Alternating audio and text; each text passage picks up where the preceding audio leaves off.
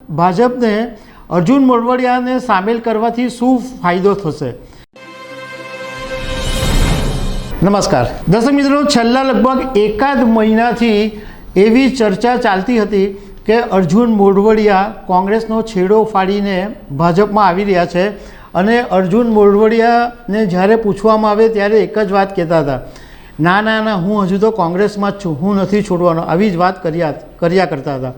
પરંતુ ગઈકાલે એમણે રાજીનામું આપી દીધું અને આજે સત્તાવાર રીતે તેઓ ભાજપમાં જોડાઈ ગયા છે. એમના વિશે અમે એ વાત કરીશું કે ભાજપને અર્જુન મોઢવાડિયાને સામેલ કરવાથી શું ફાયદો થશે. તો એના વિશે હું તમારી સાથે વાત કરીશ. મારું નામ રાજેશ શાહ છે અને તમે જોઈ રહ્યા છો ખબરછે.com.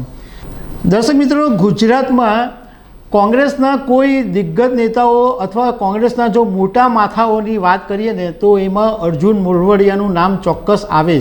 કારણ કે અર્જુન મોઢવાડિયા લગભગ 30 કરતાં પણ વધારે વર્ષથી કોંગ્રેસની સાથે જોડાયેલા છે અને એમનું એક મોટું નામ છે. અત્યારે આમ આપણે જોવા જઈએ તો ગુજરાતની અંદર જે કોંગ્રેસના મોટા મોટા માથાઓ છે એમાં અત્યારે ગણતરીના નામ તમને સામે દેખાય. એક અર્જુન મોઢવાડિયા, એક શક્તિસિંહ ગોહિલ, એક ભરતસિંહ સોલંકી. એટલે એમ કહેવાય કે કોંગ્રેસ સાવ ખાલી થઈ ગઈ છે. 2002થી અત્યાર સુધીમાં 125 નેતાઓ કોંગ્રેસ છોડીને ભાજપમાં આવી ગયા છે. હવે એ વાત કરીએ કે અર્જુન મોઢવાડિયાને ભાજપમાં સામેલ કરવાથી શું ફાયદો થશે. તો અર્જુનભાઈને સામેલ કરવાથી સૌથી મોટો ફાયદો એ થાય કે એક તો પોરબંદરના તેઓ અત્યારે ધારાસભ્ય છે. બીજું કે એમનો હોલ્ડ માત્ર પોરબંદર કે સૌરાષ્ટ્ર પૂરતો નથી. અર્જુન મોઢવાડિયાને આખા ગુજરાતમાં હોલ્ડ છે. એમના બધા કાર્યકરો, જે કોંગ્રેસના કાર્યકરો છે, એમની સાથે એમનો ડાયરેક્ટ સંપર્ક છે અને સારું એવું એમનું વર્ચસ્વ છે. એટલે અર્જુન મોઢવાડિયાને ભાજપમાં સામેલ કરવાથી મોટો ફાયદો ભાજપને થવાનો છે. કારણ કે ઘણું બધા જે મતદારો છે એ ભાજપને વોટ આપી શકે છે.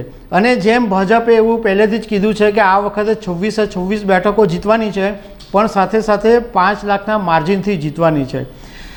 અર્જુન મોઢવાડિયા એટલા માટે નારાજ થઈ ગયા હતા કારણ કે જ્યારે અયોધ્યાના રામ મંદિરની પ્રાણ પ્રતિષ્ઠાની અંદર કોંગ્રેસે એમ કીધું કે અમે સામેલ નથી થવાના, ત્યારે એમણે ટ્વીટ કરીને નારાજગી પણ વ્યક્ત કરેલી અને એમણે એમ કીધેલું કે આ હિન્દુઓની આસ્થા સામે આ વિરુદ્ધની વાત છે અને કોંગ્રેસે આવું નિવેદન નહોતું આપવું જોઈતું હતું. ત્યારથી જ એવી અટકળો ચાલતી હતી. એટલે અર્જુન મોઢવાડિયાના જે હિન્દુ વોટ છે એ ઉપરાંત બીજા બધા બી એમના જે મતદારો, એમના જે સ્ટ્રોંગ વોટર બેઝ છે એનો ભાજપને ફાયદો થઈ શકે છે.